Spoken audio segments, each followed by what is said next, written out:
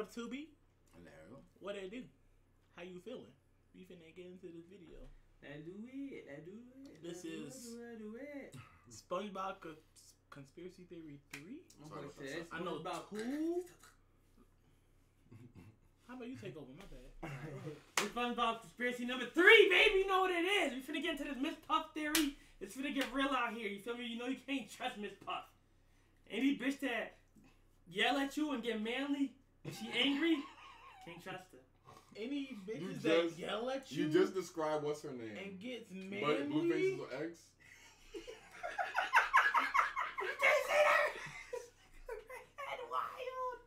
Hey man. He's not wrong though. Hey, He's not catfish. She definitely be on that. You saw what she was on.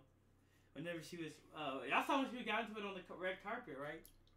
Y'all ain't see that video? No. She got into it like what's the paparazzi in the red carpet? Nigga brought her got she did that and everything. And she was like, "Whoa, what y'all trying to do? What y'all trying to do?" Like, bro, she is built like a nigga. That's funny because like her getting mad at paparazzi, I see it as like a villain fighting another villain. So like I'm just like, okay, like, right, let's see how that play out. Like you about to come on top. I'm crazy. But now we're definitely get into it because you know Miss Puff definitely a little fishy. I feel like this gonna be no pun intended. Down. That was good. That was fucking good. Dad joke. No, I was like dad joke of the fucking stream. That shit was wild. But honestly, I definitely think it's gonna be about her husband. Y'all agree with that? Mm-hmm. Like she might have murked her own husband or something. Mm-hmm. Type vibe. I'm catching it. I think it's more than just her husband though. Like it's gonna be more to it. It's like gonna be. I feel like it's a chain. Like she on some like some Sandy shit. Cause Sandy, mastermind. when they was doing the last one, like Sandy in the reality TV show. Yeah. Like something like that. I like doing some like mastermind. That's like good. She like King Heist type shit. You feel me? Like just she. William and like Sandy she got like they like she on some up top tier. Like that's gonna be crazy. You feel me? Can you close turn off the door for me? Caught the whole damn thing red-handed. That was funny. Look at that. That was a good one, Rex. That was a good one. Oh, the red-handed thing? Mm-hmm. That was good. Nope. I don't fuck with Netflix at all. Nope. No one in my fam or my friends use it. That's crazy. Damn. What y'all be? But does Shannon even watch TV? God, I was about to say, do you? I thought she was saying something about her not watching TV, but I could be wrong. Do you watch? What you be watching? Do you watch TV? Hey, amazing sir, are just private comments between me and Red because he's the only motherfucker that reads chat. True. As I just read chat. Well, you don't be saying nothing important, Rex. So fuck you, what we need to read your chat for, nigga? Well, that's a cap because damn near 90% of your combos is roasting somebody. Oh, bro. Yeah. Lying that. Yeah. And Red don't even read Grease messages, so you know you lying. Yeah. He'll either point out he'll even point at the camera, do a slow turn towards it, says fascinating, or laugh at the joke. The fascinating is the one where he like probably skipped past it. That's the roast. I already know because I read it too. I would say he just fascinating. He just scrolls past. I'm not even go ahead. Soon as I hear him fascinated on what they say. Look, you're always on top of it. 9 out of 10, it's about me, bro. So I just love when he say fascinated, it's about me. Excuse me. She only watch TV whenever it's a thunderstorm. I can't go to sleep when there's a thunderstorm. I'm not lying. Yeah, I miss thunderstorm vibes. Like during the summer, like just like hanging out.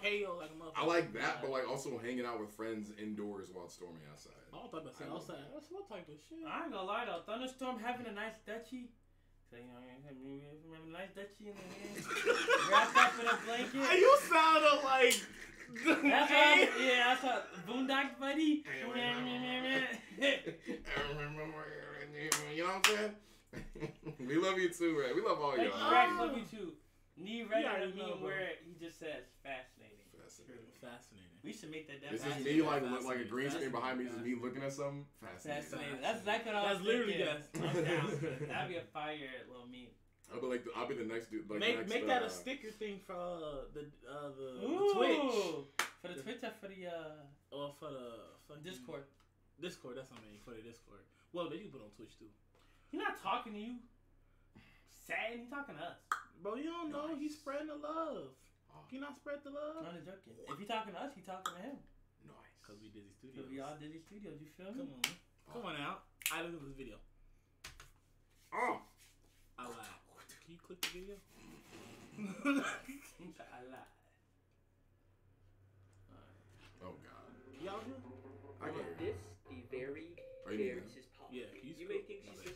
probably did Duff. Peace goes to see Bob's boating teacher, go up. but you'd be very, very wrong. For years, she's been. Oh, it's only to the one thing. Oh yeah. Y'all hear this? Y'all cool? And behind it all is a mastermind who's been secretly controlling her life and psychologically torturing her. She got appreciate your rats. Get ready for living in biggest shrivels. conspiracy yet. This is the Mrs. Puff theory. Ooh, I big gotta start fat off by me. saying, wow, the reaction to my last 2 SpongeBob theories has been insane. William, you lying, deceiving. Who is that handsome young devil? That guy. Dives to the show. I mean, I have to watch so much SpongeBob and read so much of the Wikipedia to put these theories together, but it's worth it because the writers actually take the time to set these things up.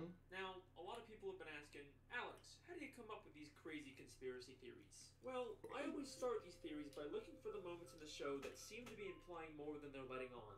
Like I've said before, SpongeBob is a weird show with lots of abstract humor, but I can usually understand the intent the writers had behind a weird joke. But then there's stuff like this. Cinder's going. Nigga, is that racist? Is that racist? Cinder's going to her apartment. She's like, have a blessed rest of your night. You as well, Cinda. Have a blessed night. Cinda. Thank you for showing up. Thank you for coming in. Love you. Drive safe. You. Yeah, be safe. Bye, Cinda! Ah! How long is your appointment, Nicole? With a pause. Let him know Indeed, with a this pause. is indeed with a pause. I hope I still remember how to do this. She did it then. Yeah.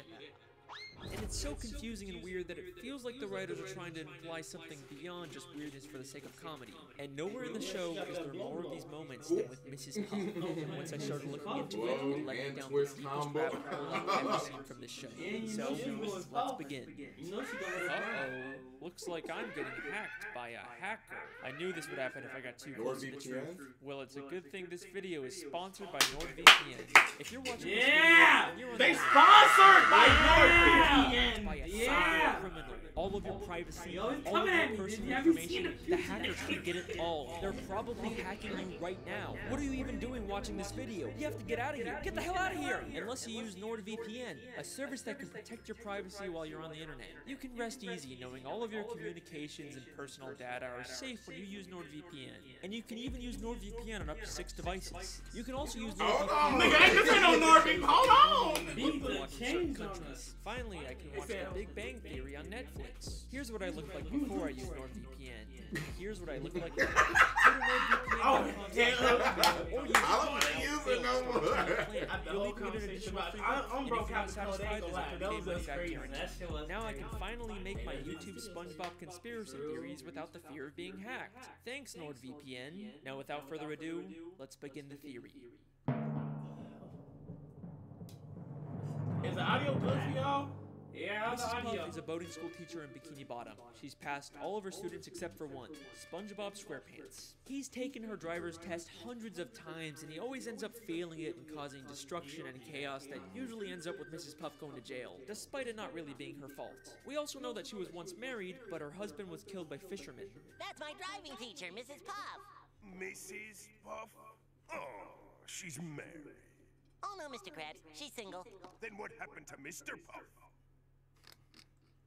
She doesn't like to talk about it. Throughout the show, there are moments like this that seem to be hinting at her having a dark, mysterious past. And in Season 2, Episode 10, No Free Rides, we get the biggest clue about who Mrs. Puff really is. After SpongeBob fails the driving test yet again, Mrs. Puff has just had it with him and ends up just giving up and giving him his license, even though he never really passed. She quickly realizes that this is a horrible idea and he'll probably end up destroying the entire town.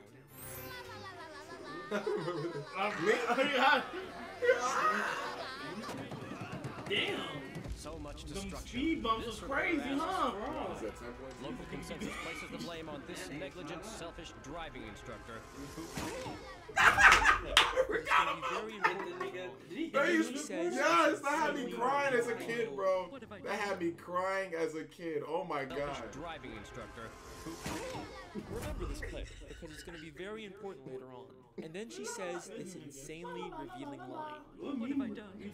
Everyone will know that I let him slide through school. I'll have to move to a new city, start a new boating school with a new name.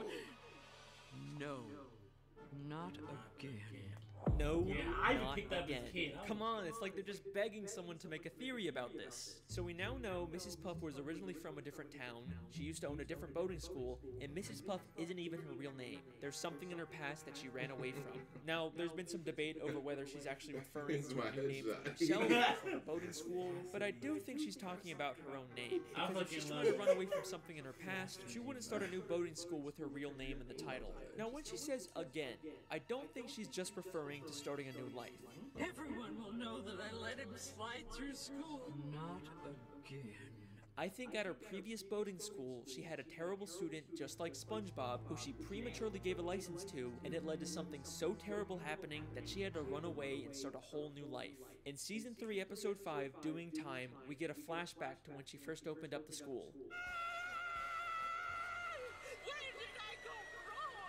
Where did I go Opening up my new boating school, I pledge that as long as the student is willing to learn, I shall never give up. Hi, I'm SpongeBob SquarePants. With the opening of this new boating school, let's keep in mind that this is not her first boating school. Maybe the whole reason she's making this pledge now at her second school is because she gave up on a student at her previous school, and that led to her having to run away and start a new life. She's pledging to never make the same mistake again. Now let's skip ahead to one of the newer episodes. Season 12, Episode 21, Lighthouse Louie, where Mrs. Puff has SpongeBob organize all the stuff she keeps in the school's lighthouse. There's lots of interesting things hidden in the background, but the first thing that caught my eye was this file labeled Mrs. Puff. It makes sense for a teacher to have files on all their students, but why would she have a file about herself? But let's remember, she's not Mrs. Puff. That's a fake identity she created, and I'm willing to bet all of her fake identification documents are in this file. Back in No Free Rides, she just gives SpongeBob a license that she already had for him. So she clearly makes these licenses and would probably know how to make fake identifications. But that's not the only hint about Mrs. Puff's past in this lighthouse. There is something in here that directly confirms all of this. As SpongeBob swallows all of Mrs. Puff's junk, we see something very interesting for only a few frames.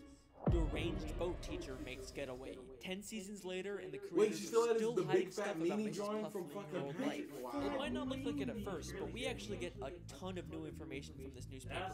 This is from the New Kelp Post, which tells us Mrs. Puff originally lived in New Kelp City. Did they say that? Look, distract authorities with balloon. Ain't no way when she was like, I wonder if I still got it. Did the balloon hit through it? Yeah. Right. She was a whole That shit crazy. That's shit crazy. That's crazy. Yo, that's crazy, bro. What's his name? This guy's crazy.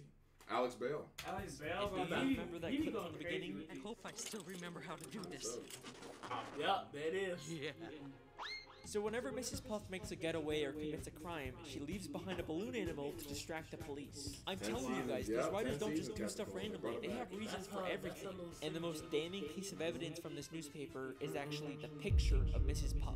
Kind of a strange photo, right? We have seen this exact same photo of her before. In the episode No Free Rides, when she imagines what would happen if SpongeBob got his license. Local consensus places the blame on this negligent, selfish This means that this isn't just her imagination of what might happen. This is also her remembering what happened when she lived in New Kelp City and prematurely gave one of her students a license. And I'm willing to bet that the fish reporting the news is the exact same one who reported about her in New Kelp City. Let me explain. We know from the episode Whatever Happened to SpongeBob that reporters from the Bikini Bottom News can also work for the New Kelp City News. But the real reason I think this is because of his hair.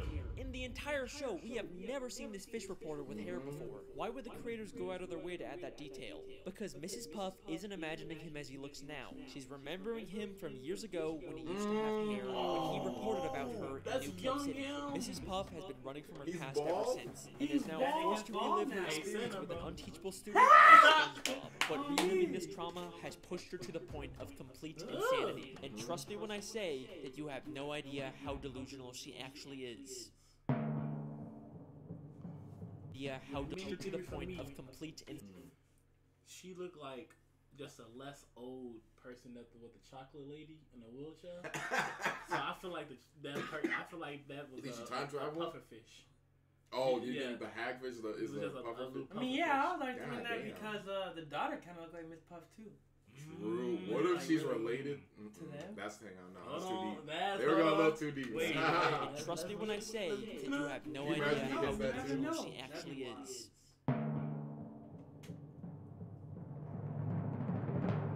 Another running gag throughout the series is Mrs. Puff's occasional nervous breakdowns or moments of insanity because of SpongeBob, and they get more severe as the show continues. At first she did care for SpongeBob, but in the newer episodes she literally tries to kill SpongeBob just to get him out of her life. Even SpongeBob just walking up to her gives her severe PTSD. Hi, Mrs. Puff. Hit the brakes, SpongeBob! Watch the train laugh! Wait, Mrs. Puff, we're not driving. But these mostly seem like just one-off moments. No, it was funny, but I mean, that was PTSD. I didn't peep that. Right? I'm going to show you that she's actually much... Am I the only one who hears the echo? So we asked her how's the audio. Hold on, let me check it out. You might be the only one who's hearing it. No, I don't think so. I wanted to see. Let's see. Check it out. Play it for a little bit. But these mostly seem like just one-off moments. I don't know, I'm saying the same.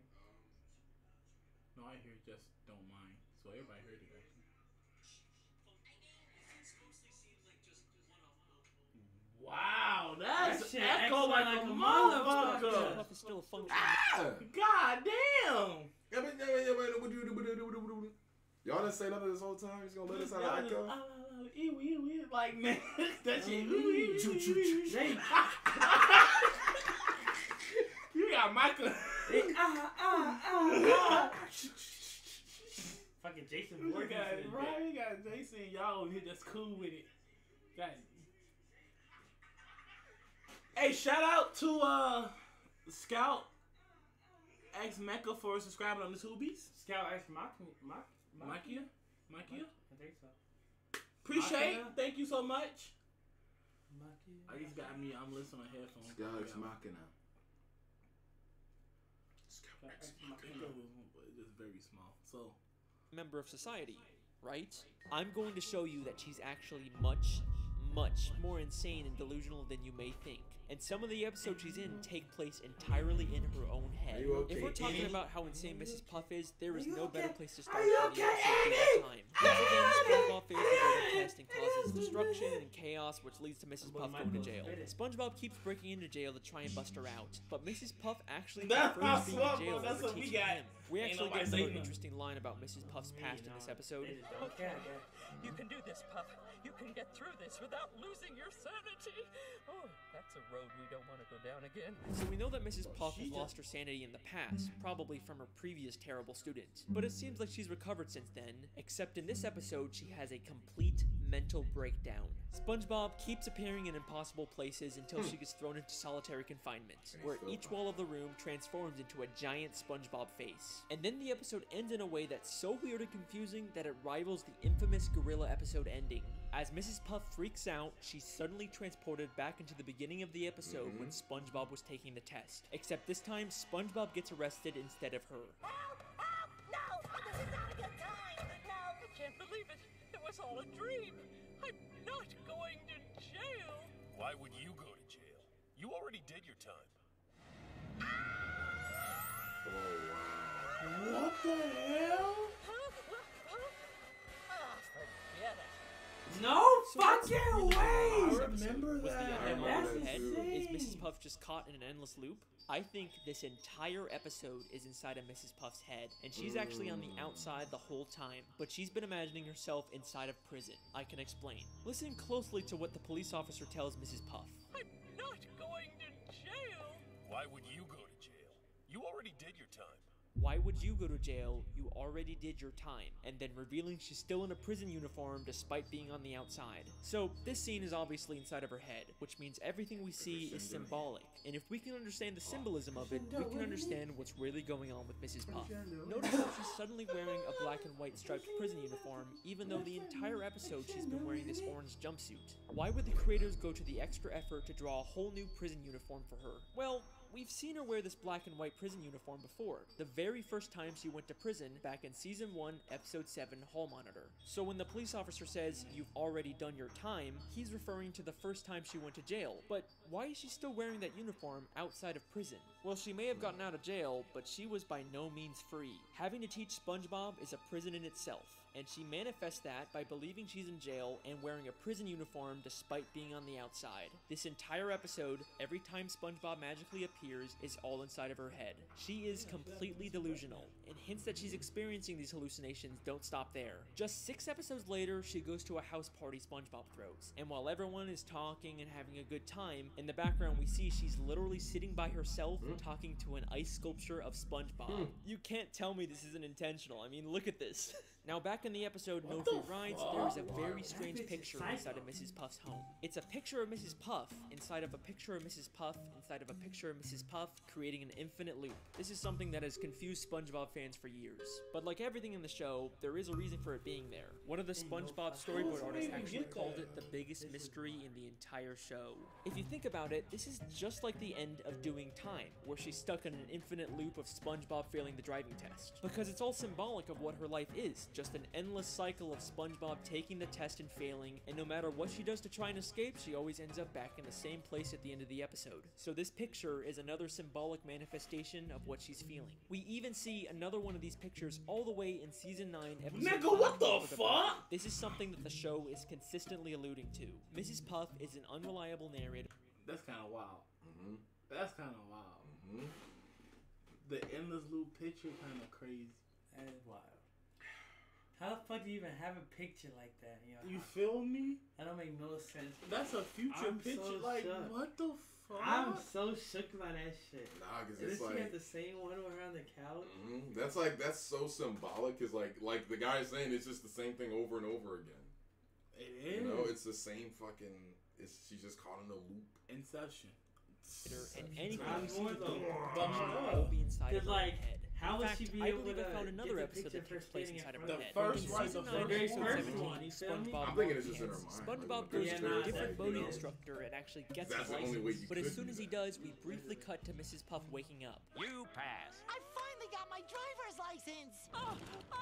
Lock your doors, bar your windows. It's the end of the world. Now, this seems like it's probably just a throwaway gag where Mrs. Puff somehow senses that SpongeBob got his license, and it causes her to wake up and freak out. You know, it's a good bit, it's funny, but I have a question. If the joke is that she's supposed to be waking up at the exact time SpongeBob gets his license, how come she wakes up at night when SpongeBob clearly gets his license during the day? Because this entire episode actually takes place inside of Mrs. Puff's head, and this is the only part of the episode in the real world.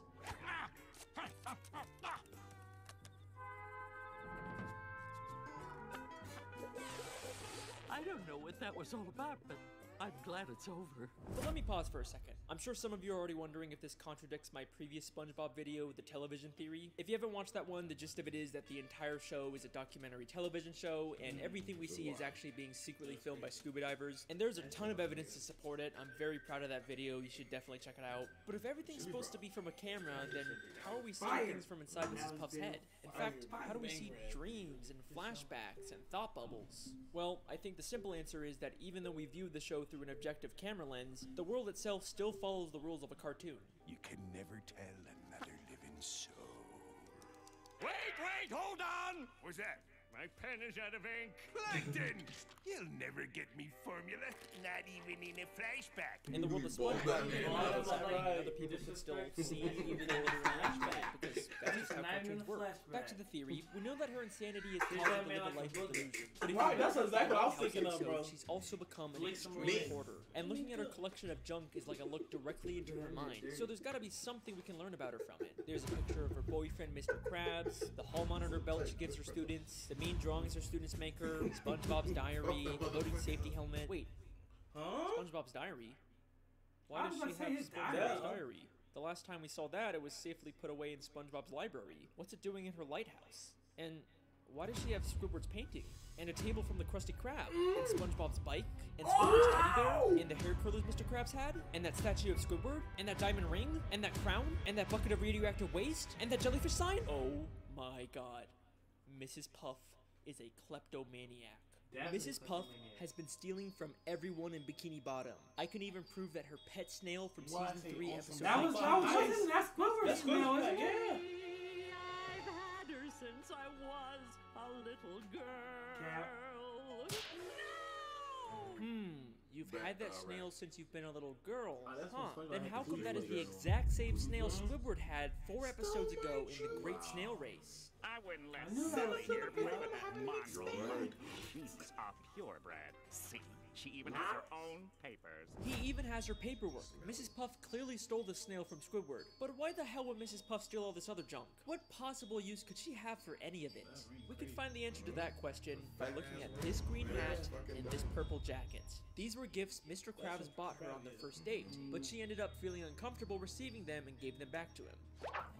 I'm afraid I just don't feel comfortable accepting all these gifts. Except apparently she's not too uncomfortable to steal them back afterwards. So clearly Mrs. Puff isn't stealing this stuff because she wants to use it. She just steals for the thrill of it. Maybe stealing things is her way of coping with the insanity of her everyday life. And remember, this isn't the first time she's gone insane. You can get through this without losing your sanity. Oh, that's a road we don't want to go down again. In fact, I have reason to believe that she started stealing things way back whenever she first went insane. I hope I still remember how to do this. I don't think she's just talking about remembering how to make balloon animals. She's probably also referring to remembering how to steal a boat. And if that's not enough for you, in a SpongeBob comic book, she actually admits that she used to rob banks, and she wears the exact same ski mask. Mrs. Puff lives a completely delusional and miserable life, all because she has to teach SpongeBob how to drive. It's led her to steal from the people she cares about and completely disassociate from reality. But that begs a very important question. If SpongeBob is causing her life to be so miserable, then why does she even keep teaching him? After all the destruction and pain he's caused, she'd totally be justified to expel him, right? I mean, she will literally try and kill him so she doesn't have to teach him, but for some reason she can't just expel him. It's almost like there's someone forcing her to teach SpongeBob.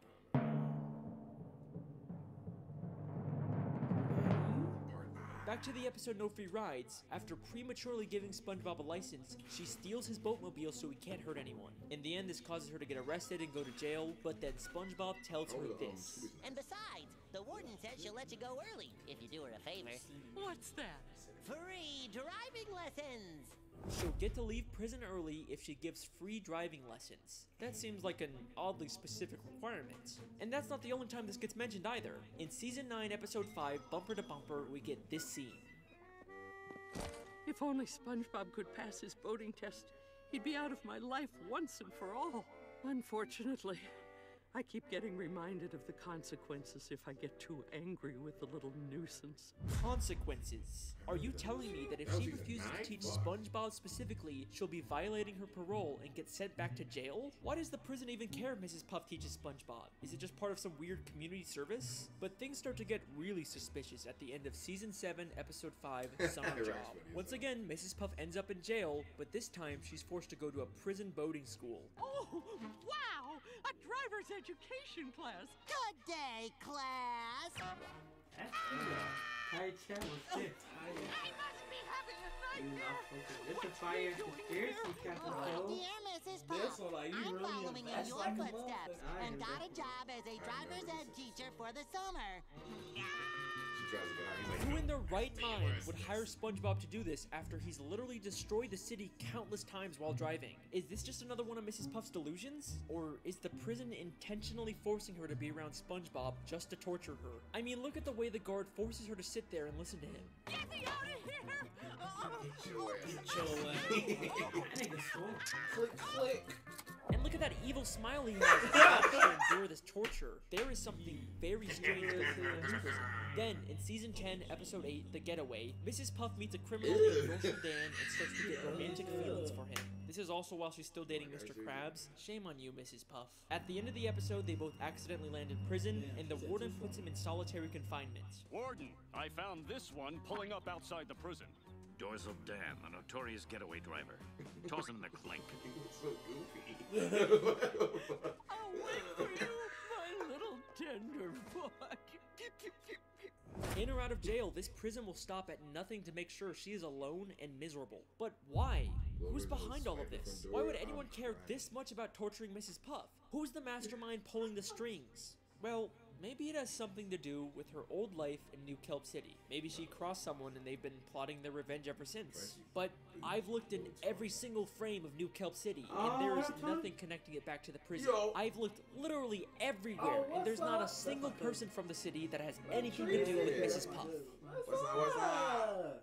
Well, I mean, maybe except for the literal warden of the prison she's being kept in. He may be hiding slightly off screen, but that is clearly the same warden of the Bikini Bottom prison. And this isn't some random background character that the show reuses all the time. He is a very distinct character. You can call me out on the Squilliam video all you want, but not this time. But wait a second. If the warden was originally from New Kelp City, then he'd probably know about Mrs. Puff's dark past and her true identity. So why hasn't he exposed her?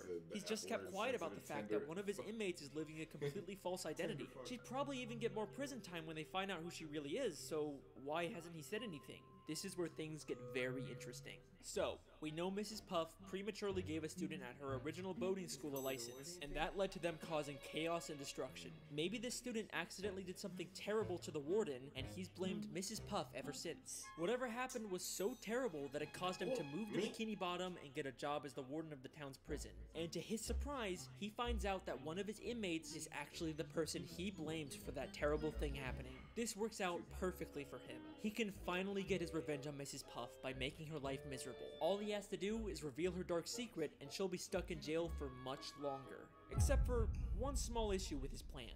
Mrs. Puff actually likes being in prison. One day down, 2,528 to go. Oh, that's just shy of 4 years without SpongeBob. I'm going to enjoy this. So, he comes up with a new plan. Keep Mrs. Puff secret and let her out of prison early, but only under the condition that she has to teach SpongeBob. He's literally turning her normal life into a prison. And he makes sure going back to prison to avoid SpongeBob isn't even an option for her anymore, because he'll make sure that SpongeBob is always in there with her.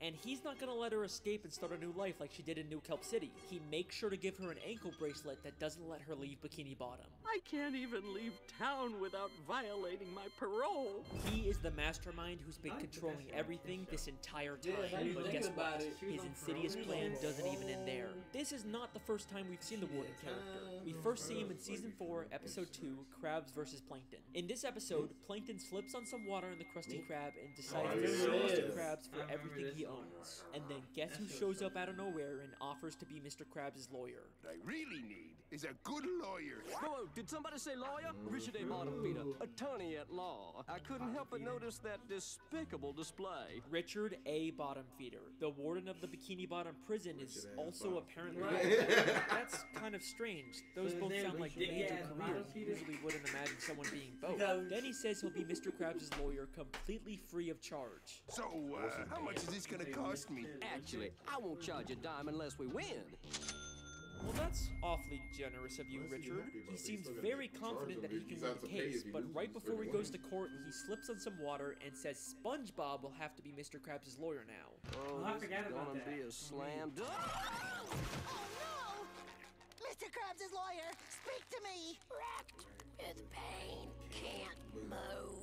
Looks like you're gonna have to handle this one, son. He tells SpongeBob that he has to represent Mr. Krabs, even though he himself called SpongeBob a liability. Actually, SpongeBob, we won't be needing any testimony from you. Why, you'll be more of a liability than an asset. But it's okay, because apparently all SpongeBob needs to win is inside of Richard's briefcase. Everything you need to win is in this here case. Really? Everything? Except when SpongeBob gets to court, he realizes that Richard never gave him the combination to the case. It's all in here. Really? Yep, right in here. Is there a problem? Your lawyer didn't give me the combination. Either Richard A. Bottomfeeder is the worst lawyer in history, or this is all part of his elaborate plan to ruin Mrs. Puff's life.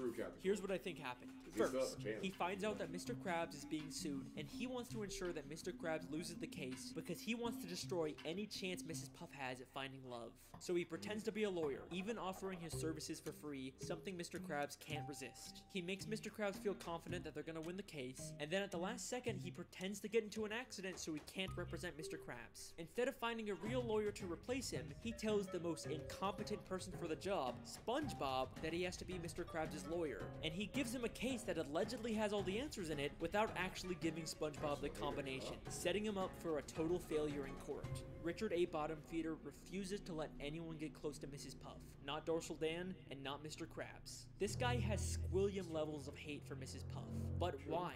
What exactly did her previous student do that warrants this much torture? It can't be something as simple as him or his property getting damaged. It has to be something life-changing, something like losing a loved one because of the student's reckless driving. And I think the show gives us one last hint about who this might have been. All the pictures in Mrs. Puff's house are very meaningful to her. She's got photos of Mr. Krabs, her pet snail, and of course those infinitely looping photos that told us so much about her mental state. But there is one more photo in this house that might be the key to this entire conspiracy. In season 12, episode 14, Plankton's Old Chum, we see a photo of someone we've never seen before on Mrs. Puff's wall. There's some surprising similarities between this character and Richard. The green color, the red bow tie, the overall fancy, serious appearance. It clearly isn't the same person, but maybe this is someone related to Richard, like a father, a son, or a brother that Mrs. Puff's former student killed. And the reason she keeps a photo of him up is to have a permanent reminder to never make the same mistake of giving someone a license who doesn't deserve it.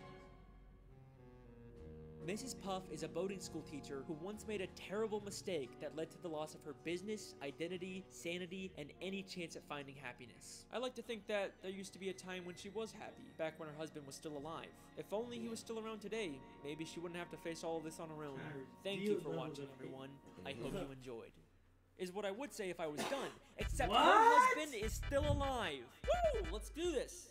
In the SpongeBob movie, SpongeBob and Patrick travel to a gift shop named Shell City that's full of dead fish turned into knickknacks and ornaments. Except they end up setting off the smoke detector, which activates the sprinkler system and brings all the dead fish back to life, including a very familiar looking pufferfish hanging from the ceiling. Mr. Puff is alive. I thought about that actually. If he's alive and he escaped, then why hasn't he gone back to Mrs. Puff?